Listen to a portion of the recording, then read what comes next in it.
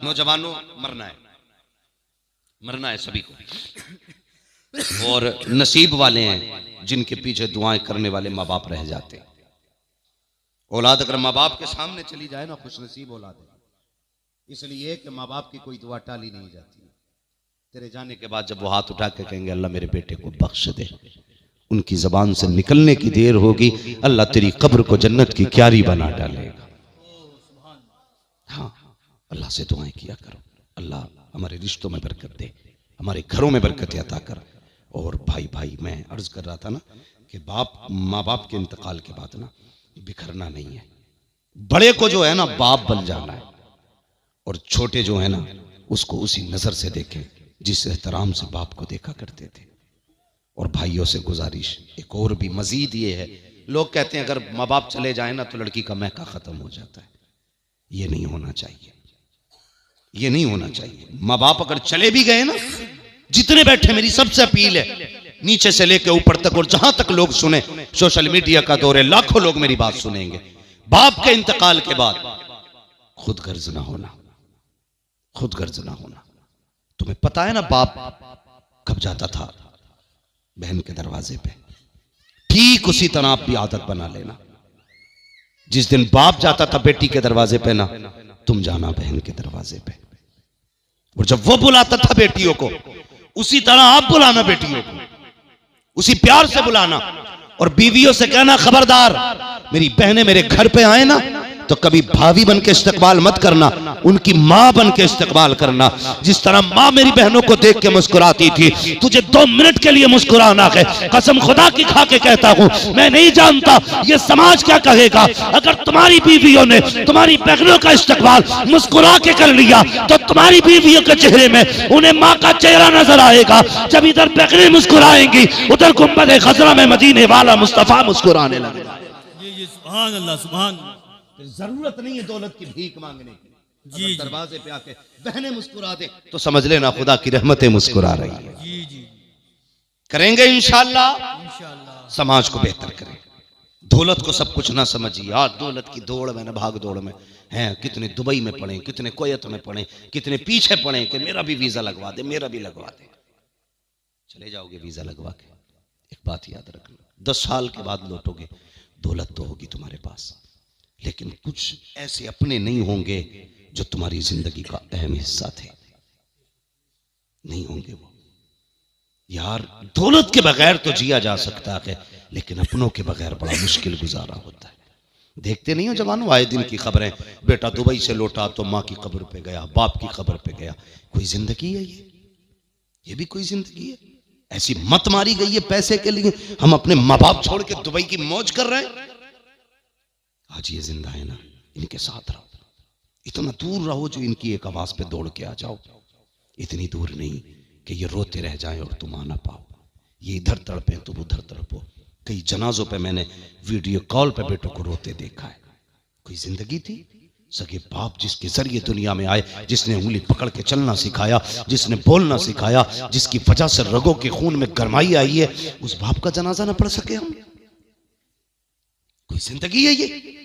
नहीं भाई, अपनों के बीच रहा करो, अपनों के बीच रहा करो, अपने होने का एहसास दिलाओ। तुम भी जिंदा हो जमीन पे, एहसास दिलाओ, उनके साथ रहा करो, उनके बीच रहा करो।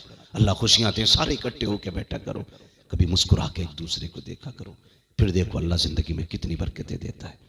जिस दिन तुमने अपना अपना शुरू कर दिया ना, नहीं नहीं ये मेरा है, ये मेरा है, जिस दिन बंटवारा शुरू कर दिया, याद रखना बरकतें खत्म हो जाएंगी, बरकतें खत्म हो जाएंगी। अपनों पे हाथ खोल के खर्च किया करो। वो एक अमेरिका में था ना, उसको कैंसर हो गया, डॉक्टरों ने कहा कि नहीं बचेगा। ये 1.5 महीने का मेहमान है, 1.5 महीने का मेहमान है। कैंसर इतना बढ़ चुका था कि 1.5 महीने से ज्यादा डॉक्टर ने कह दिया जिएगा ही नहीं। लेकिन किसी अल्लाह वाले से मुलाकात हो गई, उसने कहा यार कहाँ का रहने वाला? उसने कहा फला मुल्क का। पूछा मुल्क कब से नहीं गया? कहने का 40 साल हो गए, यहाँ बिजनेस करने आया था और यहीं सेटल हो गया, पैसा बहुत है। उसने कहा यार जा, दवाएं तो खत्म हो चुकी हैं तेरे नसीब की, एक बार अपने मुल्क चला जा। क्या करूं? कहा जा अपने रिश्तेदारों को बुला के उन्हें दावतें खिला। आया, अपने रिश्तेदारों को दिल खोल के उसने खिलाना शुरू किया। 2 महीने बाद जब चेकअप कराया, न कैंसर की जड़। ओह सुभान। तुम नहीं जानते, जहां MBBS हाथ उठा देते हैं ना, तो वहां अपनों के उठे हुए हाथ काम आया करते हैं। वहां अपनों के उठे हाथ काम आते। तो अपनों के बीच में वक्त दिया करो। सोच भी नहीं सकते कितनी मुसीबतें तो ऐसी हैं जो अपनों की वजह से टल जाया करती हैं, और हम कहते हैं हम नसीब के धनी हैं। यार हमारा नसीब तो ऐसा भी ना था, हमें एक वक्त की रोटी मिल जाती। कौन सी कमाई की हमने जमीन पे आके, कौन सी अलग इबादत कर ली अल्लाह की जो हमें वो इतनी मौज की जिंदगी दे रहा है। कुछ नहीं यार, नसीब होते हैं अपनों के। कमा रहे हो ना, सिर्फ मेहनत मत समझना, इसमें अपनों की दुआएं शामिल होती हैं। तुम सोच भी नहीं सकते, जब परदेश जाते हो ना तो कितने हाथ उठते हैं तुम्हारे पीछे। कितने लोग कहते हैं अल्लाह इसकी कमाई में बरकत करना, कितने लोग कहते हैं जा अल्लाह तेरा भला करे। तुम्हें नहीं पता किसी का जुमला ऐसा भी लग जाता है कि आपकी जिंदगी बन जाया करती है। इसलिए मेरी गुजारिश है, कहीं भी रहो अपनों से जुड़ के रहो, जुड़ के रहो। मैं ये नहीं कहने आया कि साहब जन्नत आज ही बट रही है। अल्लाह चाहे जिसे जन्नत से नवाज दे, जन्नत उसकी है, मालिक उसका महबूब है। जिसे चाहे हुजूर जन्नती बना दे। मगर इतनी गुजारिश है, जरूरत है। डॉक्टर इकबाल ने कहा था, यूं तो सैयद भी हो, मिर्जा भी हो, अफगान भी हो, तुम सभी कुछ हो, बताओ कि मुसलमान भी हो। हाँ, हम कहते हैं मैं तो रखूं ये धोबी का, ये बढ़ई का, इसकी क्या औकात मेरे सामने। अबे मर के पता चलेगा औकात किसकी कितनी है। ये चीजें खा गई हमारी कौम को, घमंड खा गया हमारी कौम को। नहीं, यूं तो सैयद भी हो, मिर्जा भी हो, अफगान भी हो, तुम सभी कुछ हो, बताओ कि मुसलमान भी हो। इसलिए मुसलमानों की सबसे बड़ी पहचान यह है, उसके दिल में रहम होता है, रहम होता है उसके दिल में। हाँ, हम उस दिन जा रहे थे रात में एक साइड जलसे में, तो एक एक्सीडेंट था रास्ते में। तो गाड़ी पे जो पड़ा था ना रोड पे, वो गैर मुस्लिम था। वहाँ महराज साहब भी थे और हम लोग थे, तीनों भाई लोग।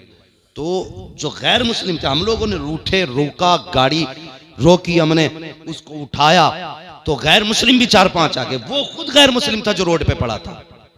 लेकिन ये कौम देखिए, जो कहते हैं ना जात पात के झगड़े करने वाले, इनको देखिए, कोई बंदा ना उनकी अपनी बिरादरी का अपने मोबाइल से फोन करने तैयार नहीं था, ना एम्बुलेंस को, न थाने को। मरे तो मर जाए, मगर इस फिक्र में कहीं हम फंस ना जाएं। और यार ये कि तुम्हारी खुदा की कसम, हम वहां खड़े थे और हमने बताया कि हम आम नहीं, हम मोहम्मद अरबी का कलमा पढ़ने वाले लोग। ये हमारा दीन सिखाता है, हमें हमारा दीन सिखाता है।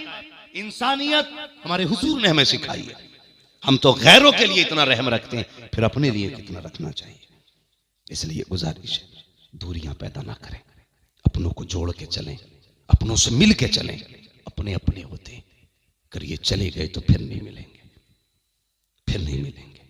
इसलिए भाई भाइयों में मोहब्बत होनी चाहिए, रिश्तेदार रिश्तेदार में मोहब्बतें होनी चाहिए। ये नहीं उसने मुझे दावत नहीं खिलाई, मैं उसकी मैयत में नहीं जाऊंगा। एक प्लेट पे मर गया। हाँ, हमारी कौम के झगड़े कितने बड़े कि नहीं उतार गया, बोटी नहीं दी थी। इतने बड़े झगड़े हमारे, ये तकलीफें। हुजूर ने उन्हें भी माफ किया जिन्होंने हुजूर की बेटी के पर्ची मारी थी। हुजूर ने उसे भी माफ किया जिसने चचा के भाला मारा था। हुजूर ने उसे भी माफ किया जिसने सगे चचा का कलेजा चबाया था।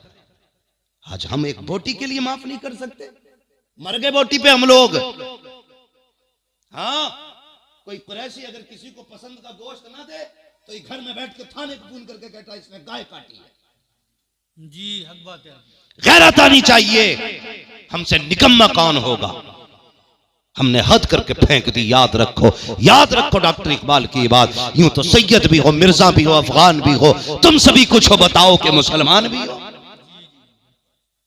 इसलिए बंद करो ये बोटी रोटियों के झगड़े और सफों में इत्तेफाक पैदा करो। मत करो जात पात पे भरम और भरोसा अपना। कयामत में ये पूछा जाएगा अमल क्या लेके आया। ये नहीं पूछा जाएगा तुरक है फरिश्तों 2 ही सवाल करना, 3 मत करना। हाँ साहब है, चलो 2 ही कर लो। सैयद है, 1 ही कर लो। नहीं, सवाल सबसे 3 ही होने। जी जी जी, कोई मसला नहीं है। कयामत में जो इज्जतें मिलेंगी ना, वो अमल की बुनियाद पे मिलेंगी, अमल की बुनियाद पे। इसलिए हालात बेहतर करो, दिलों में नरमी पैदा करो, एक दूसरे को माफ करने का हौसला पैदा करो और लोगों के जनाजों में शामिल हुआ करो, बावजूद शामिल हुआ करो। ये नहीं है बाप का जनाजा है, इमाम साहब खड़े, पढ़ाए भाई नमाज, वो तो सफ में कुछ झांक के करें, पढ़ाए नमाज, तो पेड़ के नीचे से आवाज आ रही है, पढ़ाओ जी पढ़ाओ। भाई इधर कौन है? बड़ा बेटा तो वही है जो उधर खड़ा है। ये भी कोई जिंदगी हमारी? सगा बेटा बाप के जनाजे तक में नहीं, पेड़ के नीचे खड़े होकर कह रहा जी पढ़ाओ। क्यों नहीं आया? कि नापाक है। आज भी इतनी गैरत नहीं आई, बाप की मैयत वाले दिन पाक हो जाता तो कदम कांधा लगा के चलता और नमाज जनाजा पढ़ता तो हाथ मिट्टी डाल देता, कसम खुदा की बाप भी राजी हो जाता, मुस्तफा जाने रहमत भी राजी हो जाता। तो बेहतर ये है कम से कम जनाजों में शामिल हुआ करो, करेंगे इंशाअल्लाह, रिश्तों की कदर करेंगे, एक दूसरे में मोहब्बत पैदा करेंगे, एक दूसरे की नाराजियां खत्म करेंगे, प्यार बांटिए, प्यार लीजिए, प्यार दीजिए। ये जब एक जगह बैठे हो ना, पता नहीं लगना चाहिए किस बिरादरी का बैठा है, तुम्हारे कपड़े बता दें, जितने बैठे हैं सारे ही मोहम्मद रसूलुल्लाह के गुलाम बैठे हुए हैं। हाँ, राशन की दुकान में तो अलग लाइन नहीं लगती, तुर्कों की और शेखों की, बड़ाइयों की, तेलियों की, सारे एक में खड़े हो जाते हैं। बैंक में तो कोई अलग नहीं लगता, सारी लाइन में लग जाते हैं। क्यों?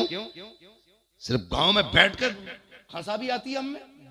खत्म करो झगड़े ये, और उम्मत को तकलीफ में न डालो, नरमी पैदा करो अपने बीच, मोहब्बतें तकसीम करो। सबसे बड़ा रिश्ता हुजूर के कलमे का रिश्ता है। डॉक्टर इकबाल ने क्या कहा था कि मोहम्मद से वफा तूने तो हम तेरे हैं, ये जहां चीज है क्या लोहो कलम तेरे हैं, वक़ज़ा रब्बुका अल्ला ताबुदू इल्ला इय्याह व बिल वालिदैनि ihसाना। और तुम्हारे रब ने फैसला फरमा दिया है। भाई बात, ठंडी रात हो रही है, लोग भी बैठे हुए हैं, अल्लाह आपको सलामत रखे। काफ़ी देर गुफ्तगू हो गई है, आधा घंटा बाबू बहुत होता है, नहीं बस मेरी बात सुनिएगा, काफ़ी रात हो गई है। हाँ है नहीं, वो 1 घंटा और अल्लाह आपकी मोहब्बतों को सलामत रखे। भाई मुझे यकीन है, मैं तो इससे अंदाज़ा लगा सकता हूँ ना हज़रत, जो इतनी रात में आए बैठे हैं तो बिला वजह तो कोई आए नहीं होगा ना। अल्लाह आपको सलामत रखे। अब इनसे क्या बाजे गाजे की बात करूं, शायद ये जितने आए बैठे हैं ये तो बाजे गाजे वाले नहीं होंगे, अगर होंगे भी तो इंशाल्लाह खत्म कर देंगे आज के बाद। बोलो इंशाल्लाह है। मगर एक बात याद रखिएगा भाई, कई बार फोन आता है हमें राज, तुम्हारे पास तो आते ही रहे, कह रहे तारीख दे दो वरना लड़के डंडी नचाने कह रहे। हाँ, तो मैंने कहा भाई क्यों? बोले तुम्हारी तकरीर सुनी थी कि बाजा नहीं करना है, उसमें जो है ना जलसा करना, तो फिर तुम ही बुलाना। मैंने कहा भाई मेरी तारीख खाली नहीं है, तो कह रहे तो फिर हम ना, फिर बालक न मानेंगे साहब। तो ये बात याद रखिएगा कि अगर हम ना भी आ सकें तो जरूरी है यार, ये कोई कसम खाई है कि तूने मना करी तो तुझे ही आना। मैं मसरूफ हो सकता हूँ, कहीं और हो सकता हूँ, जरूरी नहीं है कि मैं आऊं तभी जलसे होंगे। कोई भी हुजूर की बातें करने वाला हो, बैठा दो नीचे, खुद बैठ जाओ, उससे हुजूर की बातें सुनो। कसम खुदा की अगर वो दिल से बात करेगा ना तो उससे भी अल्लाह उतना ही राजी होगा जितना किसी अच्छा बोलने वाले से अल्लाह राजी होता है। कोई मसला नहीं। तो कोशिश ये करें, बंद करो ये तमाशे। हमारी कौम जो नाच रही है ना, तकलीफ होती है। कई जगह पे ना, आप लोग भी अक्सर बाहर रहते हो, सिग्नलों पे मुसलमान लड़कियां भीख मांग रही हैं, दुपट्टे ओढ़ ओढ़ के भीख मांगती हैं, दाढ़ी वाले लोग भीख मांग रहे हैं, शर्म आती है। हमारी कौम की बेटियां सिग्नल पे भीख मांगे और हमारा कौम का जवान नचनियों पे पैसे उड़ाता है। सोचना चाहिए, सोचना चाहिए। इसलिए कोशिश ये करें कि अपना पैसा हलाल जगह लगाएं, अपना पैसा अच्छी जगह लगाएं, जिसके खर्चे का दुनिया में भी सिला मिले और अल्लाह आखिरत में भी सिला अता करे। इसलिए नौजवानों, उनकी लंबी उम्रें नहीं होती हैं जो नाच लें, डीजे बज जा तो शादी ज्यादा ही पक्की हो गई। ज्यादातर कच्ची उनकी होती है जहां डीजे होता है। हक बात है। जी जी जी जी। और ये डीजे नचाने वाले अल्लाह खैर करे, कितने बड़े बेगैरत होते हैं। कह रहा मैं 70,000 की लाया हूं नाचने वाले, और अगले दिन प्लेटो वाला दरवाजे पे खड़ा है कि तुम 700 रुपए की प्लेट लाए थे। कहता बुध के दिन आना, भैंस का हिसाब होगा ना, दूध का तो दंगे तेरे पैसे। यही बात है। अल्लाह, ये है नंगे ओछे लोग, घटिया बिरादरी के, घटिया तबके के लोग। हाँ, जिनके घर में आटा नहीं है और नाचने के लिए 70,000 की लाया। मर आज ना चले मरेगा तो फिर मौलवी याद आएगा।